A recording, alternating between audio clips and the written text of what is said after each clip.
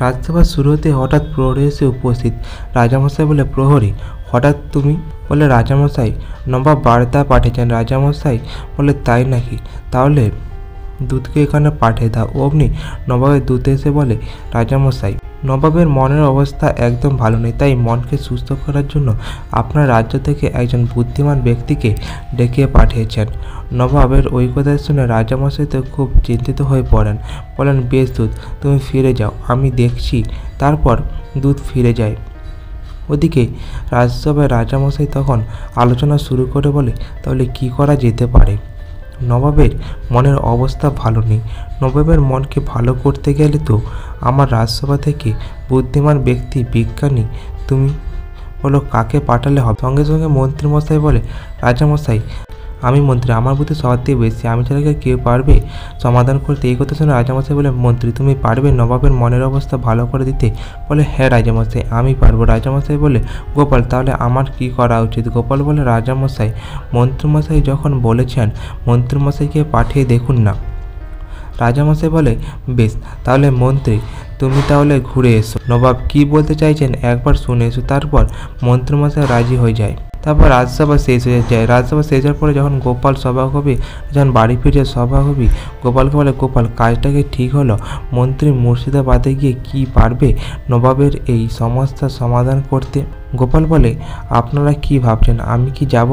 না, আমিও যাব, কিন্তু ছদ্মবেশে যাব, সেটা কাউকে জানাবো না, শুধুমাত্র রাজামশাইকে জানিয়ে যাব। বলে, তাই করো গোপাল, নইলে যে এখন আবার রাজামশাইয়ের উপরে আবার নবাব কি না কি নালিশ পাঠিয়ে দেন। বলে, হ্যাঁ তাই করব। তারপর গোপাল বাড়ি ফিরে যান। বাড়ি ফিরে গিয়ে গিন্নিকে বলে, ও গিন্নি গিন্নি গিন্নি তখন বেরিয়ে এসে বললে, বলো তোমার খবরটা কি? হ্যাঁ, তোমাকে সারাদিন তোমার পাত্তা পাওয়া যায় না, তোমার এখনই তোমার সময় হলো ঘরে ফেরার। গোপাল বলে, গিন্নি আসলে আমার এখন প্রচুর কাজের চাপ রয়েছে, কালকে সকালে আমায় মুর্শিদাবাদ যেতে হবে। গোপালের গিন্নি বলে, কেন মুর্শিদাবাদ কেন? বলে, গিন্নি নবাব মানসিক দিক থেকে অসুস্থ, তাই সুস্থ করার জন্য যাব। বলে, কই আমি যে সবসময় মানসিক দিক দিয়ে অসুস্থ, আমার দিকে তো একবারও তাকিয়ে দেখো না। গোপাল বলে, তুমি আবার কোথায় মানসিক দিক থেকে অসুস্থ? যখন যেটা চাইছো সেটাই পেয়ে যাচ্ছ, হাঁ করলে সব কিছু পৌঁছে যাচ্ছে তোমার কাছে। গোপালের গিন্নি বলে, তাই নাকি? এই যে আমি হাঁ করলাম, কোথায় কি সব কিছু আমার কাছে চলে আসছে? গোপাল বলে, গিন্নি এত কোথায় তুমি আবার আমায় দুটো খেতে দেবে? বলে, বেশ যাও, হাত পা ধুয়ে এসো, গিয়ে খেতে দিচ্ছি। তারপরের দিন সকাল হতেই ওদিকে মুর্শিদাবাদের নবাব আয়নার সামনে দাঁড়িয়ে নিজের চেহারা দেখছিল। ওদিকে বেগম পেছন থেকে বলে, কি নবাব দেখতে পাচ্ছেন কেমন করে আপনার দাড়িগুলো একটা একটা করে রোজ পেকে যাচ্ছে? নবাব বলে, হ্যাঁ বেগম দেখতে তো পাচ্ছি। বলে, তাহলে বুঝতে পারছেন তো আপনার বয়সের ছাপ চলে আসছে, আপনি বৃদ্ধ হয়ে যাচ্ছেন। বলে, হ্যাঁ বেগম তাও তো বুঝেছি। বলে, একদিন আপনি আমাকে বলেছিলেন না আমার একটা চুল পেকে গেছিলে বলে, অনেক কথা শুনিয়েছিলেন। এখন দেখুন উপর অভিশাপে আপনার দাড়ি কেমন একটা একটা করে রোজ পেকে যাচ্ছে। নবাব তখন মনে মনে ভাবে, এই রে বেগমের সামনে থাকলে তো বেগম আমাকে কথা শোনানো ছাড়বে না, না না এখান থেকে চলে যায়। তারপর নবাব ওখান থেকে গিয়ে উজিরের সাথে কথা বলতে থাকে। বলে, উজির কি করি এখন? আমি যে মানসিক চিন্তাতে ভেঙে পড়েছি যে। উজির বলে, নবাব চিন্তা করবেন না, আপনি তো বার্তা পাঠিয়েছেন কৃষ্ণনগরে, দেখা যাক কৃষ্ণনগর থেকে কোন উপায় তো একটা আসবেই। বলতে না বলতে মন্ত্রীমশাই এসে উপস্থিত হয়। উজির বলে, নবাব মন্ত্রীমশাই এসেছেন। অমনি মন্ত্রীমশাই তখন বলে, হ্যাঁ আসলে আমি এসেছিলাম নবাব আপনাকে সুস্থ করে তোলার জন্য। নবাব তখন বলে, কৃষ্ণচন্দ্র আর কাউকে পেল না, শেষ পর্যন্ত তোমাকে পাঠিয়েছে আমার মানসিক অসুস্থতা দূর করার জন্য। বলে, কেন নবাব আমি কি পারবো না? দেখি আমি ঠিক আপনাকে সুস্থ করে তুলব। বলে, বলো দেখিনি মন্ত্রী, আমাকে দেখে কি তুমি কিছু বুঝতে পারছো? বলে, কি বুঝতে পারছি, কিছু তো বুঝতে পারছি। বলে, দেখতে পাচ্ছ না কেমন আমার 3-4টে চুল পেকে গেছে দাড়িতে? বলে, ও হ্যাঁ দেখতে পাচ্ছি তো নবাব, একরাশ কালো চুলের মধ্যে ফর্সা 3-4টে চুল। ওই শুনে নবাব তো আরও রেগে যায়। বলে, কি না তুমি ফর্সা চুল দেখতে পাচ্ছ? নবাব তখন দেখে গিয়ে বলে, প্রহরী প্রহরী এক্ষুনি বেটা মন্ত্রীকে নিয়ে গিয়ে জেলে বন্দি করে। ও কিনা আমার এই পাকা দাড়িগুলোকে বলে কিনা ফর্সা দাড়ি দেখতে পেয়েছে, আর ও কিনা আমার মনের সমস্যা দূর করে দেবে। এক্ষুনি বন্ধ করো। দুধকে পাঠিয়ে দাও কৃষ্ণনগরে খবর দেওয়ার জন্য যে মন্ত্রীকে বন্দি করে দিয়েছি, আর বলো ওরা যেরূপ করে হোক আমার সমস্যার সমাধান করে দেওয়ার চেষ্টা করুক। অমনি বলে মন্ত্রীকে ধরে নিয়ে যায়। মন্ত্রী বেচারা কান্নাকাটি করতে থাকে। নবাব নবাব আমি আপনাকে সুস্থ করে তুলব নবাব, ওই জন্যই এসেছিলাম। নবাব তো কোনো কথাই শোনে না, আর মন্ত্রীকে টানতে টানতে নিয়ে চলে যায়। ওদিকে গোপাল রাজামশাই আর রানীমায়ের সাথে দেখা করে, বলে আসে, রাজামশাই রানীমা আমি যাচ্ছি, আপনাদের চিন্তা করতে হবে না। আমি যাচ্ছি নবাবের কাছে, দেখি আমি পারি কিনা। রাজামশাই বলে, গোপাল তুমি গেলে আমার সত্যি মনের চিন্তাটা দূর হবে, কারণ আমি জানি তো তুমি ছাড়া কেউ এই সমস্যার সমাধান করতে পারবে না। গোপাল বলে, রাজামশাই যাব, কিন্তু অন্য রূপে সেজে গুজিয়ে রূপ ধারণ করে ওখানে পৌঁছাবে। রানীমা বলে, রাজামশাই আপনাকে আর চিন্তা করতে হবে না, গোপাল যখন গেছে আপনার সমস্ত মুশকিল আসান হচ্ছে।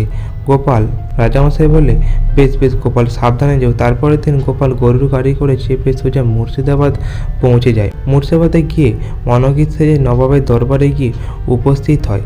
নবাবের কাছে বার্তা যেতে নবাব বলে, কে এসেছেন আমার সাথে দেখা করতে? এসে বলে, নবাব কৃষ্ণনগর থেকে এক মনোবিদ এসেছেন আপনার সাথে দেখা করতে। বলে, বেশ ওনাকে পাঠিয়ে দাও। তারপর গোপাল আসে। অমনি গোপালকে দেখে নবাব বলে, আপনি কে মশাই? গোপাল তখন বলে, আমি একজন মনোবিদ, আমি আপনার মনের সমস্যা দূর করে দেব, তাই আমি এসেছি। অমনি বলে, তাই নাকি? আচ্ছা বলো দেখি, আমাকে দেখে কি তুমি কিছু বুঝতে পারছো? অমনি গোপাল তখন বলে, আমি দেখতে পাচ্ছি আপনার এক গাদা কালো চুলের মধ্যে 4-5টা পাকা চুল আছে। বলে, এটাই তো আমার সমস্যা, এটাকে আমি কি করে সমাধান করব? বলে, আমি বুঝতে পারছি এটা তেমন কোনো ঘোরতর সমস্যা নয় ঠিকই, কিন্তু ভেতরে একটা জটিলতা আছে। এটা মনে হচ্ছে আপনার খুব কাছের লোকের দ্বারাই এটা হয়েছে। আমি কিন্তু আপনার খুব কাছের একদম, যার সাথে আপনি ওঠেন বসেন খান ঘুমান, তার সাথে কথা বলতে যায়। নবাব তখন বলে, এটা তো আমার সাথে যে থাকে তাহলে বেগমের সাথে কথা বলেন আপনি? বলে, হ্যাঁ ওনার কাছে আমাকে নিয়ে চলো।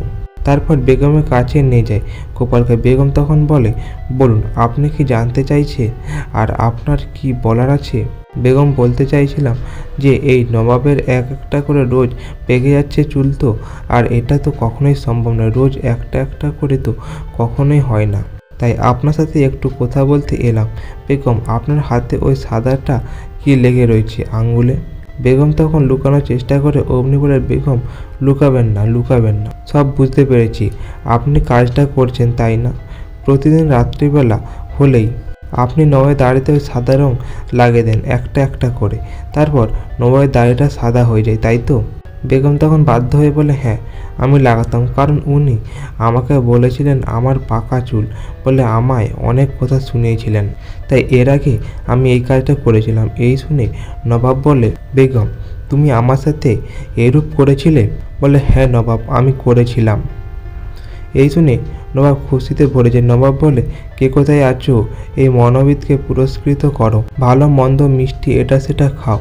তখন গোপাল তখন বলে, নবাব আমি গোপাল, আগে মন্ত্রীকে ছেড়ে দেন, মন্ত্রীকে বন্দি রেখে আর কিছু লাভ হবে না। নবাব তখন বলে, গোপাল তুমি? বলে, হ্যাঁ নবাব।